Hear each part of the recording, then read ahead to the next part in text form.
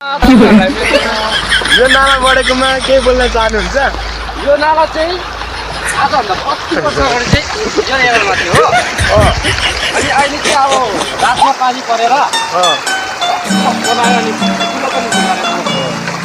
अनि यहाँ चाहिँ तपाईँको के नोक्सान भयो होला? यहाँ चाहिँ मेरो खेतीपाती धेरै नोक्सान भएर नि अहिले चाहिँ सब नाला भयो। नाला हो। यो बागल गएको साह्रै भएन। अनि के भन्न चाहनुहुन्छ आजको यो?